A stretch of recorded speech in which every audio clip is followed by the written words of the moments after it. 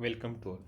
अभी हम विश्व की प्रमुख जनजातियों के अंतर्गत गर्म प्रदेशों की जनजातियों के बारे में अध्ययन कर रहे हैं। उसी प्रकार अफ्रीका के जो विषुवतरीय क्षेत्र हैं, जो उष्ण क्षेत्र हैं, वहाँ रहने वाली एक प्रमुख जनजाति है पिग्मी जनजाति। आज उसी के बारे में अध्ययन करेंगे। सबसे पहले उसके जो निवास क्षेत्र हैं, जो अफ्रीका का विषुवतरीय वर्षावन क्षेत्र है, जिसको कांगो बेसिन के नाम से जानते हैं, उसको देख लेते हैं एक बार।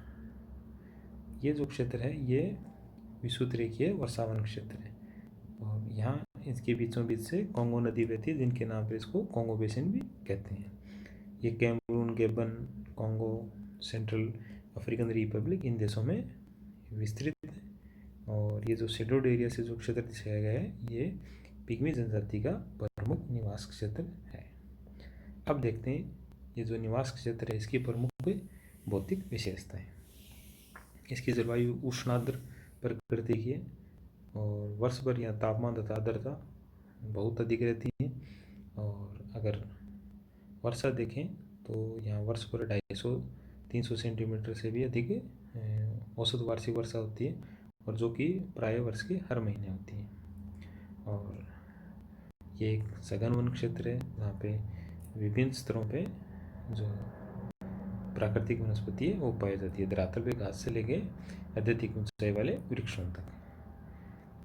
तो आप किस प्रकार इनका ये जो भौतिक दशा है ये इनके सामाजिक और आर्थिक जीवन को स्वरूप देते हैं, उसके बारे में चर्चा करने से पहले एक बार इनकी जो शारीरिक गठन है या प्रजातीय संगठन है उसके बारे में देख लेते हैं। ये निग्रिटो प्रजाति से संबंधित हैं। इनका कद बहुत कम होता है, लगभग पुरुषों का कद 150 सेंटीमीटर से कम तथा महिलाओं का उससे भी अधिक कम होता है।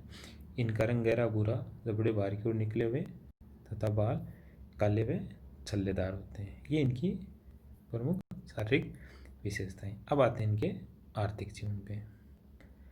तो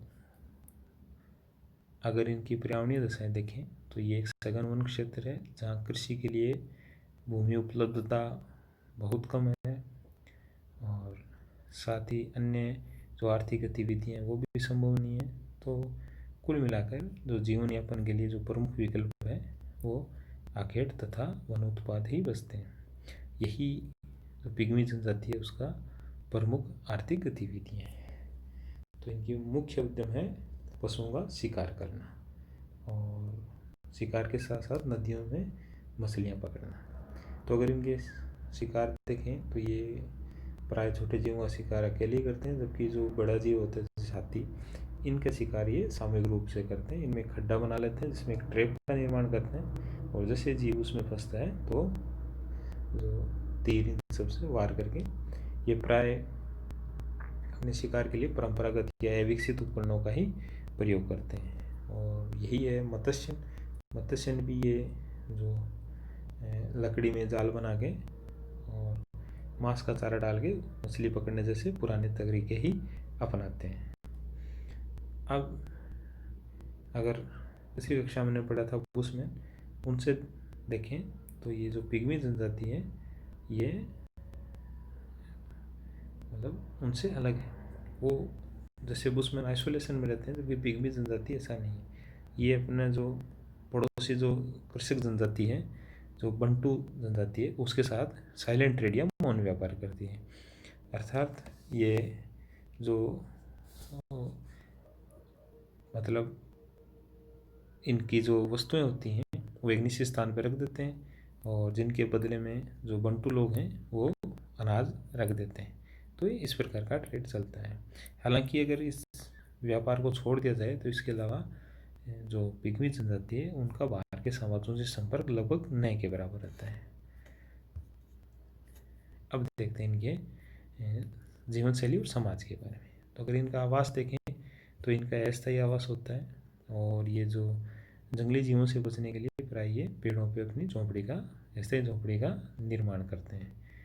अब इनकी वेशभूषा देखें तो अत्यधिक तापमान और आर्द्रता के कारण इन वस्त्रों की आवश्यकता बेहद कम होती है और ये जो प्राय जो अधोवस्त्र के लिए ये लकड़ी का छाल का प्रयोग करते हैं।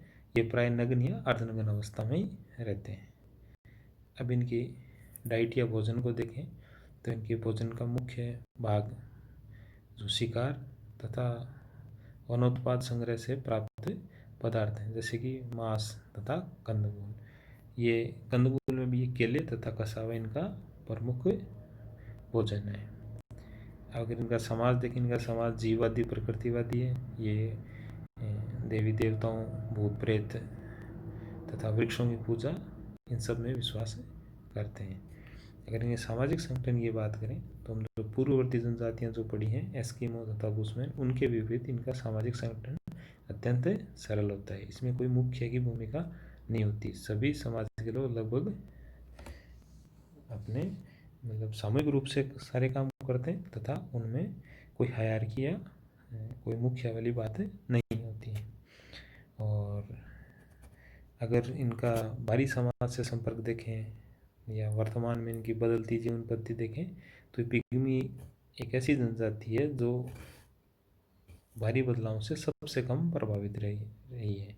पिग्मी लोग प्राय संकालु प्रवृत्ति के होते हैं और ये बाहर के लोगों से इनका संपर्क नहीं के बराबर होता है, और ये जो बाहरी लोगों से संपर्क स्थापित करना भी नहीं चाहते। और जैसे बाहर के लोगों में देखते हैं ये तो घने जंगलों में भाग जाते हैं। तो इस प्रकार वर्तमान में भी इनकी जीवन शैली प्राय जो परंपरागत रूप की है।